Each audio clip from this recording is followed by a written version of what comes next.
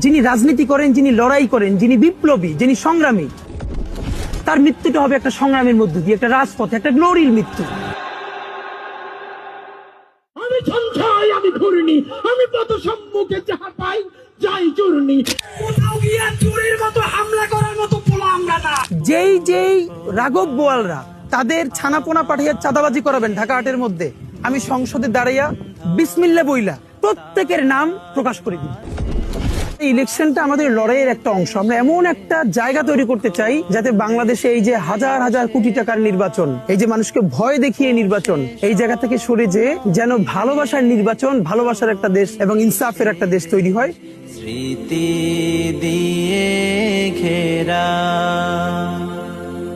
এমন দেশটি কোথাও যে নামাজ পড়তে গিয়েছিলাম, তো এক আন্টি শুনেছেন ওখানে, উনি ওনার হাজবেন্ড ওনার বাচ্চাকে নিয়ে আমার পাশে ছবি তোলার সময় বলতেছে এইটা হলো আমার হাদি। কোন মা তার সন্তানকে হাদি হিসেবে চিন্তা করছেন, মানে এটা তো আমার জীবনে ধরনের চেয়ার পাও নাকি, মানে এটা তো আল্লাহর অনেক রহমত। সে যে আমার জন্মভূমি,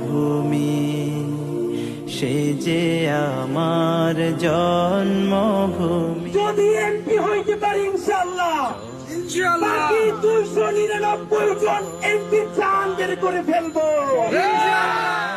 জল এমন ধারা, কোথায় এমন খেলে তরি, এমন কালো। ময়লা পানি যারা মারছেন আরো মারতে পারেন, সমস্যা নাই, মারেন। ময়লা পানি মাইরে যদি আপনাদের শান্তি হয় তাহলে সমস্যা নেই। ঘুমিয়ে পড়ে পাখির ডাকে জেগে এমন বলছে যে 100 বছরে এরকম একটা লোক আসে পাওয়া যায়, পাবে না কো তুমি। সবাই যখন মৃত্যুটাকে ভীষণ ভয় পায়, আমি তখন হাসতে হাসতে আল্লাহর কাছে ভীষণ সন্তুষ্টি নিয়ে পৌঁছতে চাই। আমি একটা ইনসাফের হাসি নিয়ে আমি আমার আল্লাহর কাছে পৌঁছতে চাই। জান দিব চুরাই দিব না।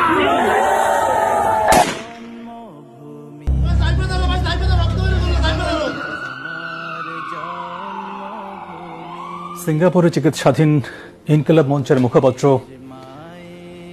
হাদি আর নেই। ইন্না লিল্লাহি ওয়া ইন্না ইলাইহি রাজিউন। পাবে কেহ ও মা তোমার চরণ দুটি। তুমি দেখে যাও, লক্ষ লক্ষ জনতা, তৌহিদি জনতা তোমার জন্য পাগল। ওসমান, তুমি মরো নাই, তুমি আমাদেরকে পাগল বানাই দিয়ে গেছো। এমন দেশটি কোথাও খুঁজে এরপর কি হবে জানি না, কিন্তু আমি মনে করি আমাদের রেটিংটা শুরু হওয়া উচিত মৃত্যুর পর।